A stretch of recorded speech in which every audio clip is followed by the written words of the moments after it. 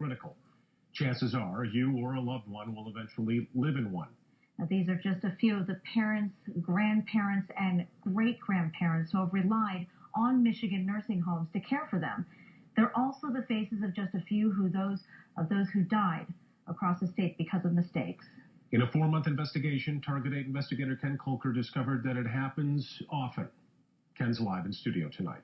Brian and Marley, the number of deaths we found surprised even the state. 112 over 3 years caused by medical errors, neglect, or just plain poor care. Most of their stories have never been told. Rocky, a retired secretary who died of an overdose after nurses at Metal Lodge of Howell mistakenly gave her morphine meant for another patient for 4 straight days. We found 30 deaths tied to medical mistakes. A second morphine overdose, the nurse who forgot to turn on a patient's oxygen, the patient mistakenly given blood thinner meant for another, patients dying from untreated bed sores. Back in Saginaw, Deborah Goss, whose mother was allowed to choke to death on meat she should not have been served, is suing the nursing home. Victory beamed from 3 women, all looking to avenge their 96-year-old mother, who suffered abuse while in the care of Westlake Nursing Home Limited Partnership. Almost 3 years, yes, and all in the memory of our mother. Their mom, Aretha Mayberry, was seen on video as a nurse's aide is caught shoving latex gloves into her mouth and another aide thumping her in the head.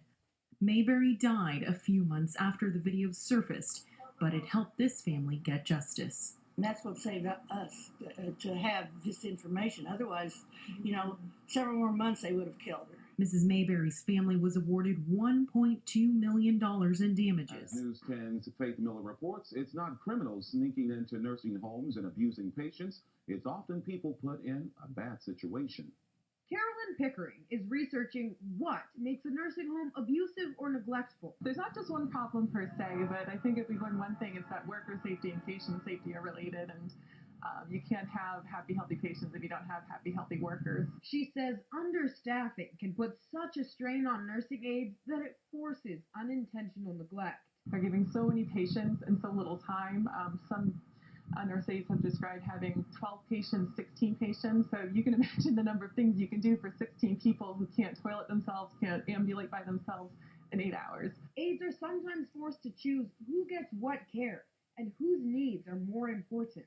Neglect happens, poor care happens, sometimes abuse happens, and it's not because workers are bad people, it's because they're really given very little and they're required to do an awful lot. Part of the problem, nursing homes are only required to have one registered nurse on duty for 8 hours a day. Not to be corny, but I think we need to put the nurse back in the nursing home if we really want to see improvements in patient care.